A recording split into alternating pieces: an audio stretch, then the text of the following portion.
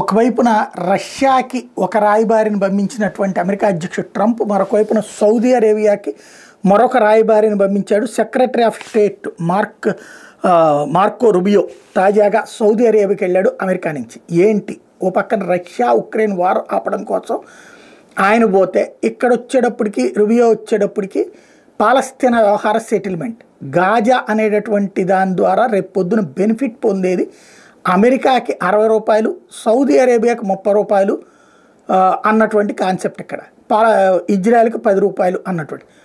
ఇంతకుముందే మనం చెప్పుకున్నాం వాళ్ళ ప్రధానమైనటువంటి ఉద్దేశం ఏంటంటే సౌదీ ఇప్పుడు గాజాని ఏదో రియల్ ఎస్టేట్ కోసం అక్కడికి వెళ్ళి కొనుక్కు సచ్చేవాడేవాడు, అది కాదు. అక్కడ మినరల్స్ ఉన్నాయి, దాదాపుగా 100-200 ఏళ్ళకి సరిపడినటువంటి నిల్వలు ఉన్నాయి, లిథియం నిల్వలు కూడా ఉన్నాయని చెప్తున్నారు. అది తవ్వుకోవాలి అంటే అక్కడ ఉన్న పౌరులందరినీ అవతలకి తరిమేయాలి, నెంబర్ 1. నెంబర్ 2 వచ్చేటప్పటికి అక్కడ నుంచి ఒక ఏదైతే షిప్స్ నేరుగా దాని పక్క నుంచి మూవ్ అయ్యేటట్టు చేస్తే ఒక 25-30 కిలోమీటర్ల దూరం వరకు కనుక సముద్రానికి లింకప్ చేసుకుంటే ఇప్పటిదాకా ఉన్నటువంటి సూయజ్కి ఆల్టర్నేటివ్ కెనాల్ అవుతుంది. అంటే వేల కోట్ల రూపాయలు కదా, లక్షల కోట్ల వ్యాపార లావాదేవీలు రూట్ మారిపోతుంది. అది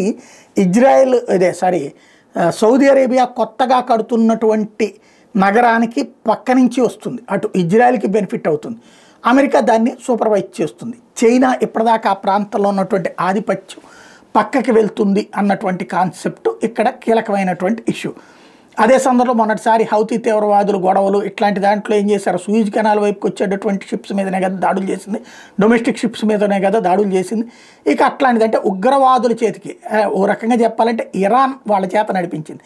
ఇరాన్ చెప్పు చేతల్లో నుండి ఆ ప్రాంతాన్ని రూటు మార్చేసేటటువంటి ఎత్తుగడే ఇది.